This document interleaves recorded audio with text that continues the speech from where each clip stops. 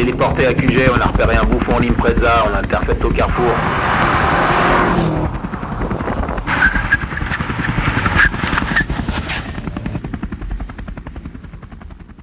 Toujours dans le respect des limitations. Hein. Ça, j'imagine bien. Oui, on essaie d'exploiter quand même un peu ce qui nous est mis à disposition. Et je risque déjà culé si je la conduis. Aujourd'hui, on présente Mika, Salut. notre invité du jour. Putain, il est hyper mignon, mec. C'est un beau gosse, hein, tu Ouais. me spoil à moi. Ok. Il va nous présenter sa bagnole, vas-y, dis-nous ce que tu as à dire un peu dessus là. Bah, c'est une Subaru GT de 99, une voiture avec un peu d'historique de rallye. Voiture mythique. Je pense que tu connais pas, bah... Tu peux prendre ton vélo et tu te casses. Et donc toi, pourquoi t'as voulu cette voiture? Bah écoute, quand j'étais petit, j'avais la même, en miniature. Puis elle m'a toujours fait rêver, j'ai toujours adoré ces voitures. Et bah du coup, j'avais une voiture qui m'a un peu saoulé, je l'ai revendue et puis je me suis dit bah je vais acheter une Subaru du coup. Et c'était quoi la voiture qui t'a saoulé? C'était une Clio 4 RS. Et donc c'est quoi la puissance de la bagnole? Du coup c'est un 2 litres turbo qui fait 218 chevaux. Ok. En 4 roues motrices permanentes. C'est le bonheur. 10 litres au 100, c'est écolo, non Léo? Mais c'est tellement beau, t'en fous de la consommation, mec. On lui avait bien dit, il a pas mis les jantes dorées. Oui, mais je trouve que c'est joli comme ça aussi, moi. Ça me dérange pas du tout. Ça va bien avec le bleu de la bagnole qui est magnifique. Pour moi, c'est la petite touche de finalité, c'est les jantes dorées sur un bleu comme ça, un bleu nuit. Et donc toi, elle a des options la tienne? Ouais, elle a du coup toit ouvrant, clim, la phare. C'est les dernières générations, du coup en 218 chevaux contre les 211 les premières. Il y a les gros freins devant. Mais t'expliquais avant qu'elles étaient turquoises à l'arrière, là. C'est quoi le problème du turquoise? Ah non, mais ça je disais juste un coup de noir parce que auquel cas les petits bonhommes en bleu ils t'arrêteraient. Bah, pourquoi tes plaquettes de frein sont en turquoise? Ça évite les problèmes. Et puis édition 99, il y a aussi le pare-choc qui est différent, non? C'est pas ça? L'esthétique change, ouais. Au niveau du pare-choc avant, il est plus gros, les anti-brouillards, je crois. Je suis pas Ok. sûr à 100%. Après, ça, c'est une 99, mais au châssis, en termes du numéro de série du châssis, c'est déjà une année 2000. On reconnaît notamment aux poignées de porte qui sont peintes. Subaru, c'est un des rares constructeurs qui donne une homologation pour supprimer ton airbag.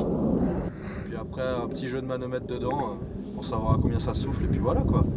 Donc la voiture, elle est pas travestie, elle est quasiment toute d'origine, sauf 2-3 petits trucs. Ça, c'est bien, tu vois. Même le turbo doit être encore d'origine, et bah, il souffle toujours à 1 bar 2. Et ça fait quel poids ça? Je crois qu'on est à peu près à 1 tonne 3. 1 tonne 3, ça va pour un Pour un- 4x4 permanent en 4 portes et tout. Ouais. C'est pas un SQ7 qui fait 7 tonnes et dès qu'il y a un peu de neige, ça marche pas. Ah, voiture de paysan quoi, c'est pour ça qu'elle est un petit peu dégueulasse et tout, tu la laves tous les 6 mois. La personne à qui je l'ai acheté, il en avait une autre, et on parlait du coup de l'airbag, la suppression, il m'a dit mais de toute façon ça sort pas. Il s'est fait une glissière à 50 km/h, Pas d'airbag. pas d'airbag qui sont sortis. Et toi Léo, tu l'aimes bien cette voiture? J'aime bien son cul. 2000 cartes grises, ça sera déjà la version d'après avec les phares avant ronds. Putain, donc t'as vraiment les derniers modèles Tout toi. dernier modèle qui sont sortis de l'usine, ouais. Donc avec tous les petits défauts qui ont été corrigés. Et ils ont commencé quoi, en 94, ce genre de truc? Je sais plus si c'est 92 ou 94 maintenant, j'ai un doute. À la base, c'était une caisse de rallye et il fallait faire des versions de série qui étaient, je pense, vraiment aseptisées à mort. Subaru en fait a fait son exemplaire pour s'inscrire en rallye. Ouais. Et puis après, ils ont appris qu'il leur fallait 2500 exemplaires, je crois, pour s'inscrire.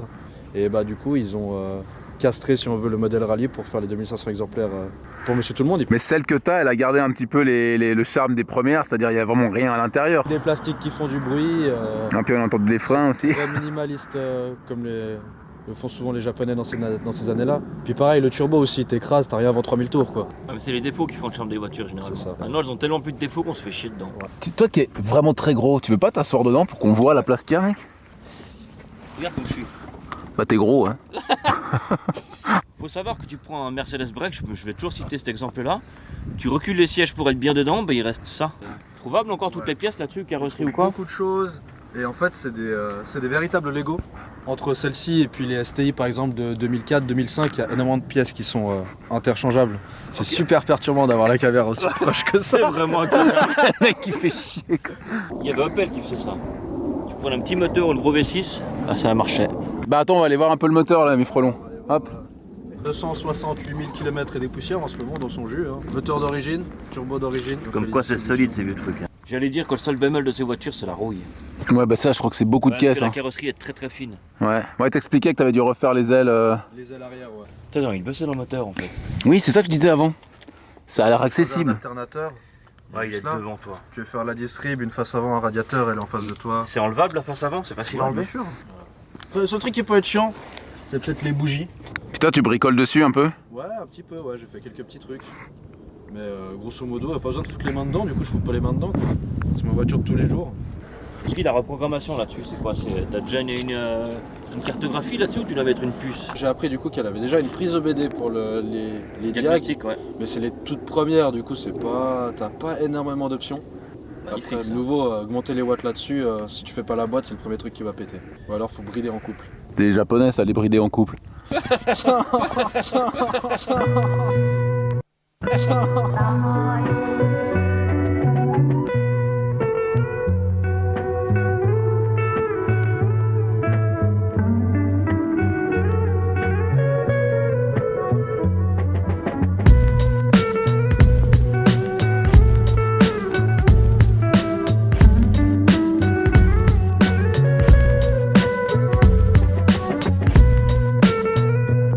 Bonjour. Bonjour. On entend juste le petit bruit comme il faut là, le petit bruit de la soupe. Petit ronronnement, je le sens même dans mon cul. Du flat 4. Il Flat paraît que 4. c'est vrai ça ou pas? C'était une erreur dans l'échappement et qu'il y avait une partie qui était pas droite entre les deux pots d'échappement et ça claquait entre les deux, c'était ça non? En fait, c'est la différence entre les collecteurs, là où ils se rejoignent, de la rangée de cylindre de gauche et la rangée de cylindre de droite. Ok. Ils sont pas égales, il me semble. Et tu peux acheter des collecteurs, pas d'origine du coup, qui ont des longueurs qui sont, je crois, un peu plus égales. Et en fait, ça te supprime ce ronronnement particulier. Ok. Tu sais Mika que c'est un rêve de gosse là ce que tu me fais. Ouais, mec. J'espère que t'as une jolie petite trick. Après je vous montrerai ma bite. Mais, Ah, merci. Plaisir. Tu vas oser appuyer sur l'accélérateur ouais, ou... un petit peu, mais c'est pas le but. Voilà. Faut pas qu'il y ait des photographes, c'est tout.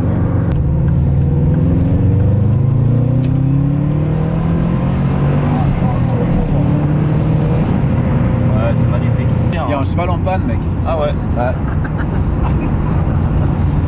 Il y a un oiseau, il va se faire shooter là. Putain, ils sont bêtes ces oiseaux, mec. Il y a tout le ciel pour eux, ils viennent là, quoi. Par contre, t'as pas l'impression de rouler, hein. T'as vu, t'es à 80 à l'heure, t'as l'impression d'être arrêté quoi. J'aime bien, c'est comment. Parce qu'en fait, la boîte, le moteur, il est longitudinal. Donc la boîte, elle est là-dessous, non? Ouais. Ouais, donc c'est vraiment pratique quoi. C'est marrant parce que j'ai l'impression que de Magé, c'est plus nerveux, tu vois. Ouais. Bah justement, t'as un compresseur, t'as beaucoup Oui, moins de laine que moi. Mais parce que, à mon avis, les vitesses sont plus courtes aussi. C'est possible, ouais. Les freins, on dirait le train qui arrive dans une gare, quoi. C'est On s'en achète une, chérie? de ça. Mais moi, je te dis quand tu veux, mec. Ouais. Mais d'abord, tu me maries. Ouais, oui, c'est bon, on Parce avait que, dit ça. tu sais, après les histoires d'argent et tout, ça me... Pour te diriger tout droit vers le soleil, là, mon ami. Hein. Après, tu vas là où Dieu te guide. Tu sais ce que j'aime vraiment? C'est la bouche. C'est la petite protubérance, la bouche, exactement. Ça veut vraiment dire j'arrive et je vous emmerde, tu vois.